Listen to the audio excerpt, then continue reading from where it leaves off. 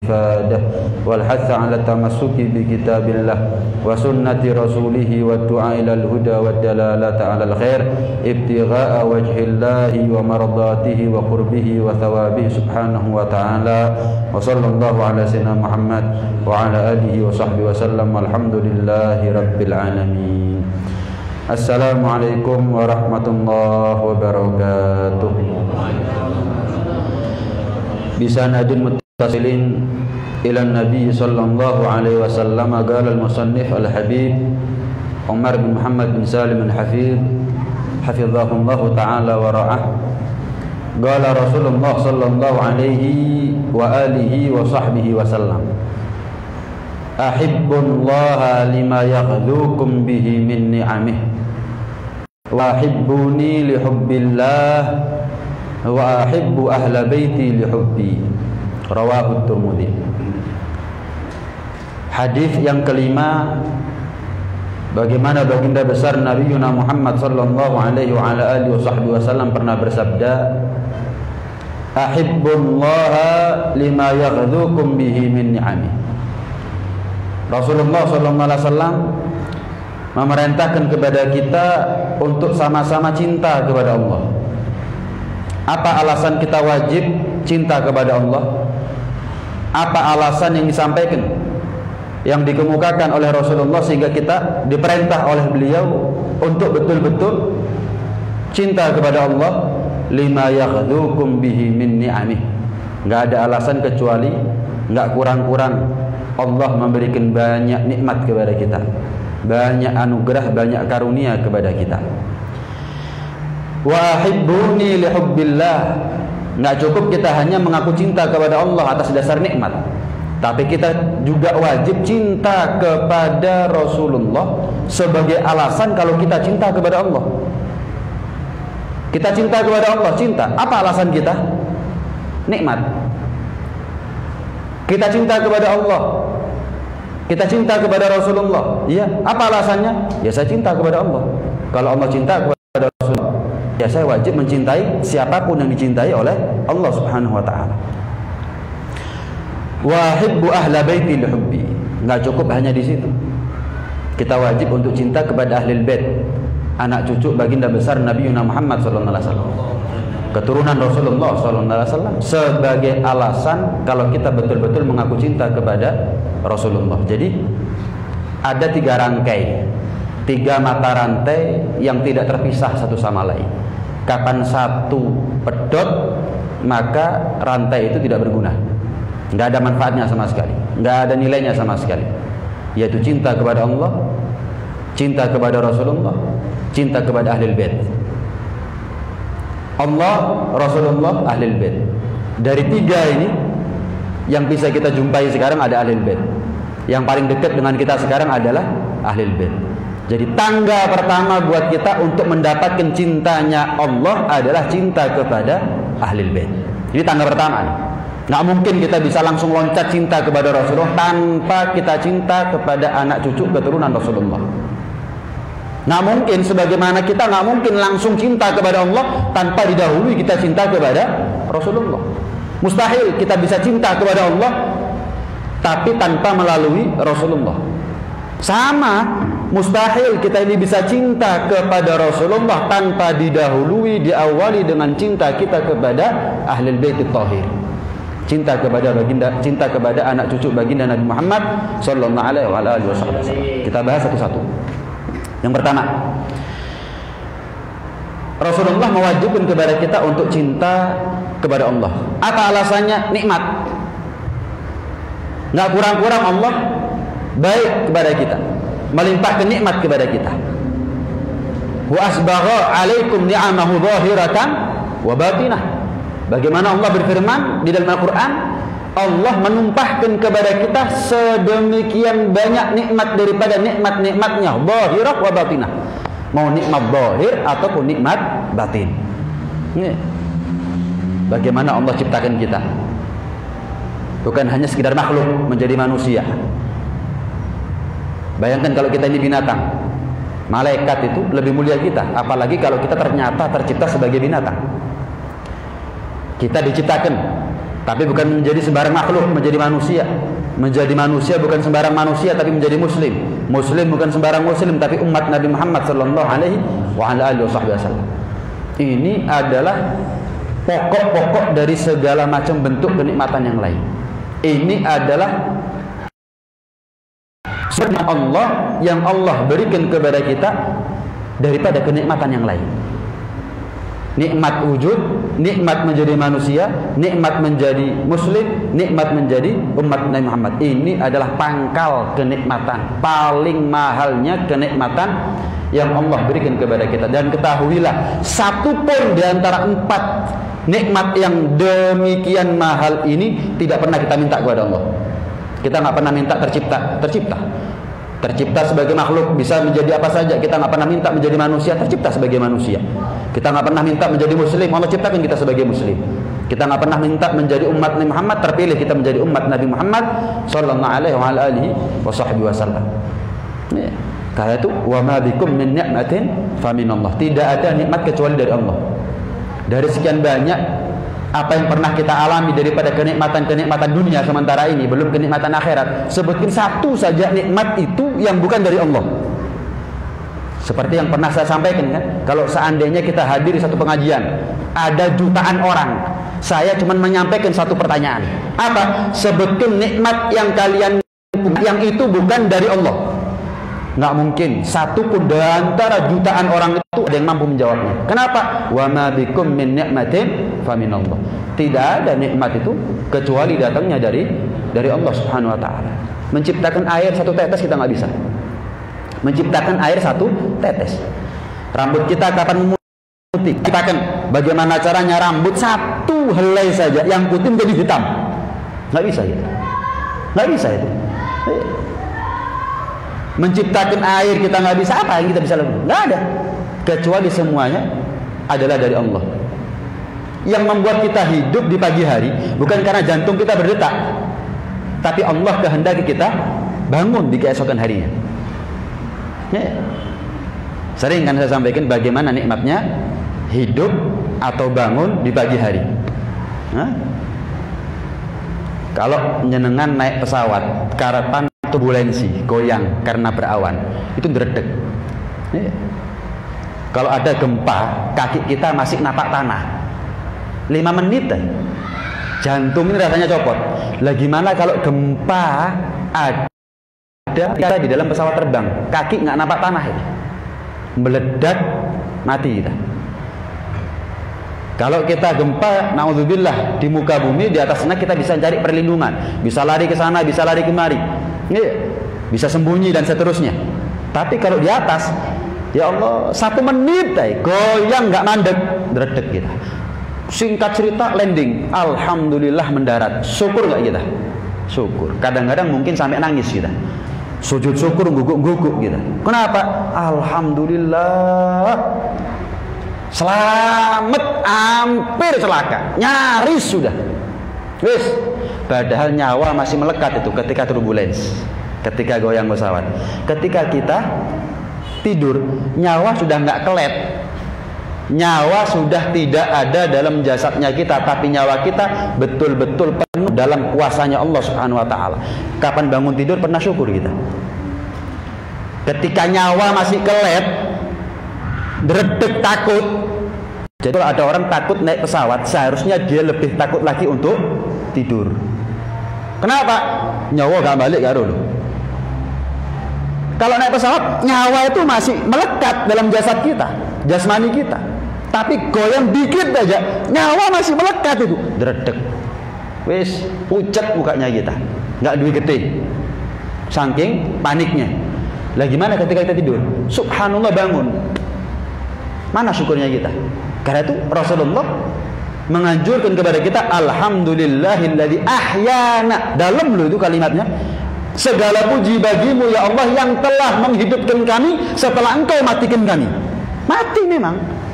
Kita sering dengar dari orang tua kita kan bahwa tidur itu latihan mati. Ya memang mati betulan. Mati betulan itu. Bukan detak kita yang masih, jantung kita yang masih berdetak itu yang membuat kita bangun, belum tentu. Bukan karena darah ini masih mengalir itu yang membuat kita pasti besok bangun. Bukan karena sehatnya fisik kita yang membuat kita terjamin besok pasti mata ini melek. Enggak sama sekali. Balik apa enggak nyowoi, wis. Itu yang membuat kita masih punya umur ataukah tidak. Paham nih ya? Karena itu kalau kita mau tidur kan dianjurkan sama Nabi apa? Hah? Doa Bismika Allahumma ahya bismika amut Allahumma in amsaktaha farhamha wa in arsaltaha fahfadha bima tahfadhu bihi ibadakas ya Allah, atas namamu kami hidup, atas namamu kami mati. Mau tidurin, demi namamu kami hidup, demi namamu kami sebentar lagi mati.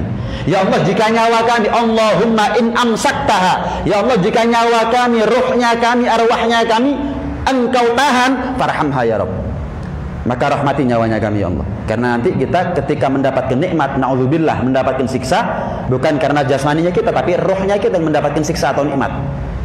Farhamha ya Rabb, maka rahmati ya Allah arwahnya kami. Wa in arsaltah, tapi jika engkau lepas kembali, dicolong maneh sama Gusti Pangeran, balik ke dalam jasadnya kita, fahfadha bima tahfadhu bihi ibadakas, tolong dijaga ya Allah sebagaimana engkau jaga jasmani dan rohaninya orang-orang yang soleh. Kapan nyawa mereka kembali ke jasad mereka, mereka jadi orang soleh, jadikanlah kami seperti mereka ya Rabb. Lihat, jadi kalau kita ini ngamalkan sunnah, kemudian ada pendalaman, ada penghayatan, wah, doanya Nabi itu ternyata dalam, walaupun singkat ya, dalam sebetulnya. Cuman sayang kadang-kadang jangankan kita menghayati doanya, moco itu mesti kadang-kadang ya, menghayati belum. Cuman itu gambaran ya, itu gambaran. Punya uang 1 miliar sama nikmat bangun tidur, lebih nikmat mana? Nikmat 1 miliar, nikmat ngomongin. Ada yang ngomong 1 miliar bukan nikmat. Gantian yang ceramah, nyenengan yang ceramah saya yang dengarkan. Kalau ada yang bilang 1 miliar bukan nikmat. Nikmat ya 1 miliar itu. Nikmat. Tapi bangun dari tidur, nikmat atau bukan? Nikmat. Lebih nikmat mana itu? Bingung jenengan ya? Dua-duanya. Dua-duanya. Cuman itu bukan pilihan, itu namanya cita-cita. Ya, dua-duanya, Bib. Ya tangi turun itu 2 miliar, itu cita-cita namanya. Mimpi berarti jenengan. Enggak, misal suruh milih satu tok. Nikmat mana? Goro. Yakin bohong jenengan. Oh, contoh nih contoh. Kenapa saya berani bilang bohong? Kadang-kadang kita menghadapi fenomena orang ketika dapatkan uang 1 juta, 1 miliar. Enggak kok 1 miliar. Jarang ada orang ngasih uang sedekah 1 miliar ya. Dapat uang 1 juta, uang kaget. Kita sering lihat di TV, nangis. Iya, diciumi tangannya yang ngasih. Sujud syukur dia. Kapan dia bangun tidur? Pernah sujud syukur dia. Bantal diambungi walak-walik. Ya Allah, urip maneh aku mari mati loh. Pernah. Karena itu kita bisa mengatakan enggak, Bib, nikmat bangun tidur itu lebih mahal, lebih nikmat daripada uang 1 miliar. Tapi kadang-kadang kita ini nggak melakukan itu karena kita nggak paham nikmatnya Allah betulan. Kita nggak betul-betul menghayati setiap jengkal nikmat Allah yang Allah berikan kepada kita. Kadang-kadang kalau kita melihat ada orang sakit, kita masuk rumah sakit, lihat orang sakit, alhamdulillah rek waras. Kita lewat tol, ada kecelakaan, alhamdulillah selamat. Nah ya, pernah kita ngelihat tikus lewat, alhamdulillah menungso. Pernah? Alhamdulillah menungso lah. Kita ngelihat kadang-kadang, maaf, di daerah apa namanya itu pecinan. Kalau malam kan orang nggak punya rumah itu ya. Lewat situ, alhamdulillah sudah rezeki. Ya, alhamdulillah masih bisa makan mereka. Kadang-kadang makan malam belum tentu besok bisa makan. Kapan besok makan, lusa belum tentu bisa makan. Begitu seterusnya kehidupan mereka. Begitu seterusnya. Malam di mana, siang di mana. Nggak punya keluarga, nggak punya rumah. Kalau kita masih ada yang nunggu pulang, mereka nggak ada yang nunggu pulang. Alhamdulillah, alhamdulillah. Kapan kita ngeliat kucing saya? Loh, Allah ini kalau mau ciptakan saya sebagai kucing ya bisa loh. Cuman alhamdulillah. Kita ini kadang-kadang nikmat, untuk menghayati satu nikmat butuh pembanding. Menghayati nikmatnya sehat butuh pembanding, namanya orang sakit. Menghayati nikmat rezeki, orang yang terputus rezekinya, dalam artian nggak punya pekerjaan, betul-betul mengandalkan uluran tangan orang lain. Ya. Menghayati nikmat akal, coba masuk ke rumah sakit jiwa, butuh pembanding.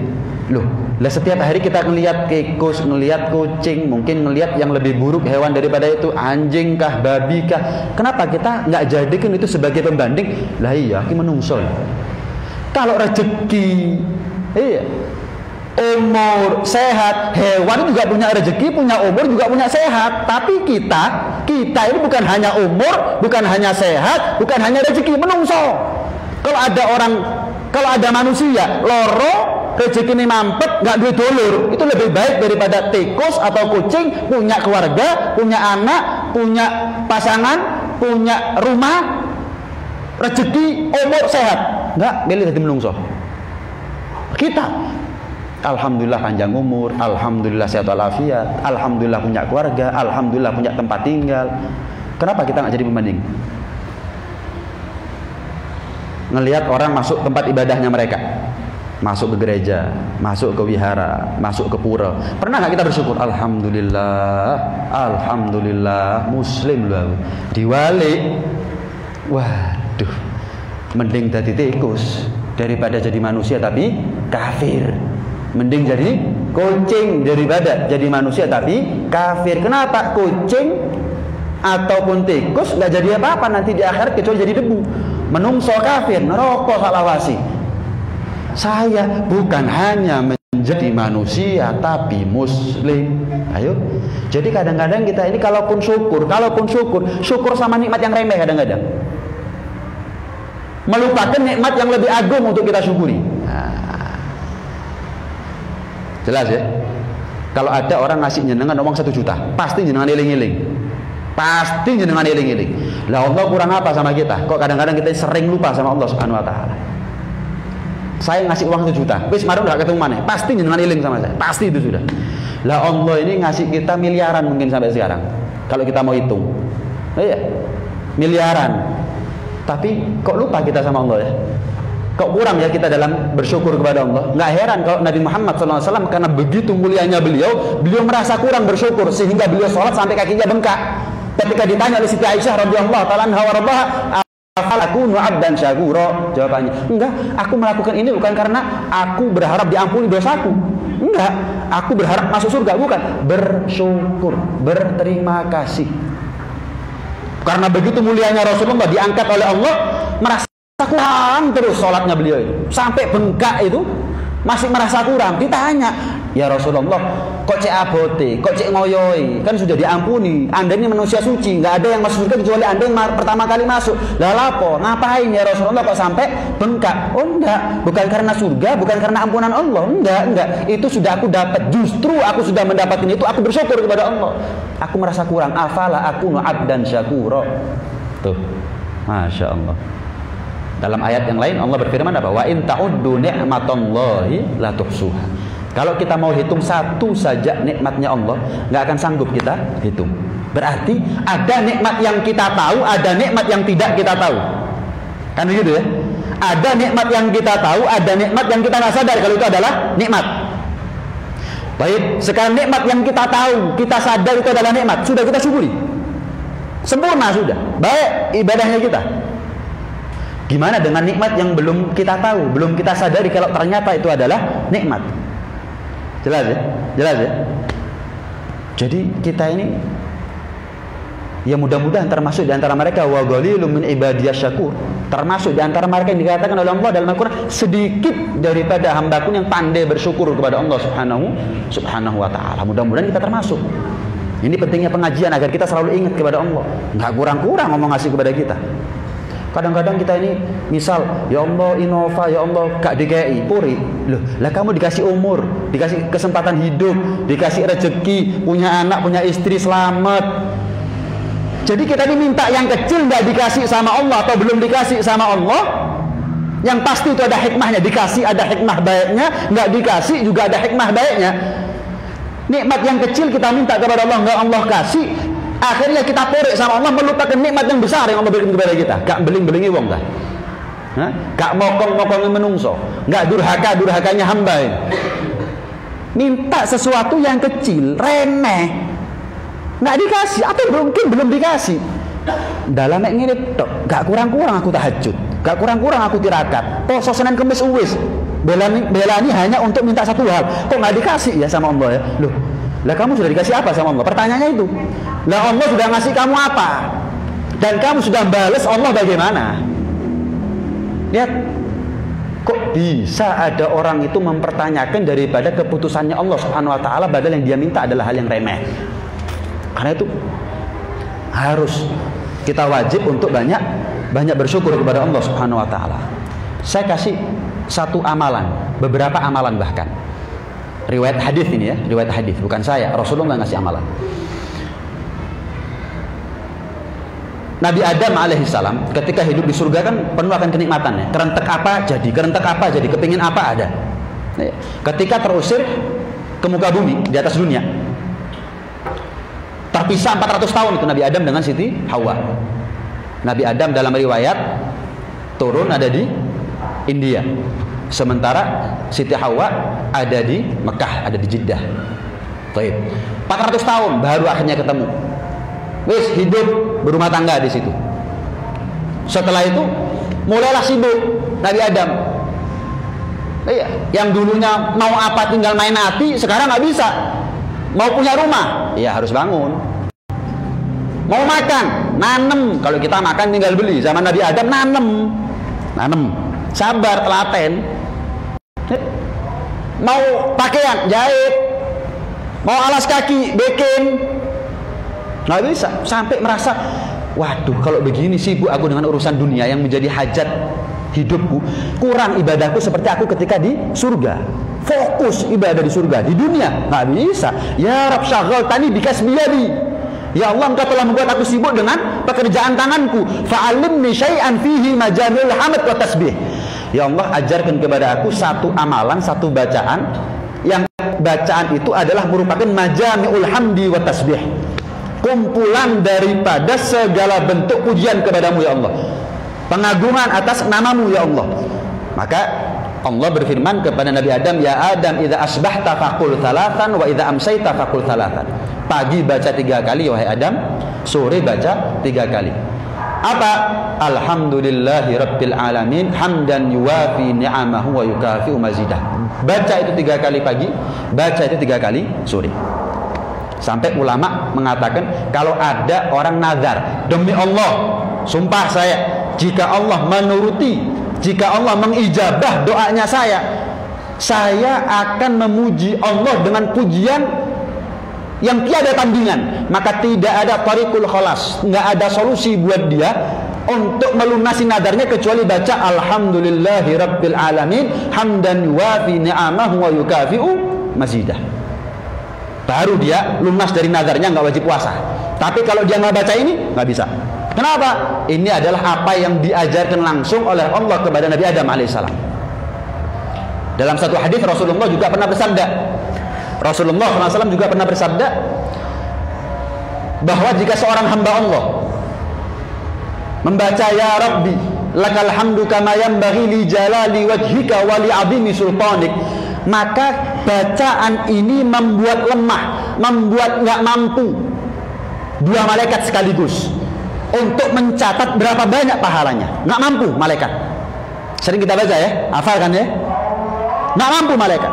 Sampai akhirnya malaikat tanya kepada Allah, ya Allah aku nggak ngerti nih cara nulisnya bagaimana. Loh memangnya apa yang diucapkan oleh hambaku tadi? Ya Rabbi lakal hamdu kama yanbaghi li jalali wajhika wa li 'azimi sultanik.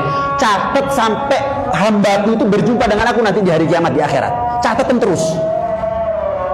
Ngomong nggak mampu, catatan terus. Aku sendiri yang akan fa'adziyahhu bihi. Aku sendiri yang akan memberikan balasan kontan, cash nanti pahalanya kepada dia secara langsung. Catatan tugasmu. Ojo ngomong nggak mampu, catatan sampai nanti kiamat dia ketemu sama aku. Subhanallah. Enteng. Masuk surga itu enteng berarti ya. Nah, azan.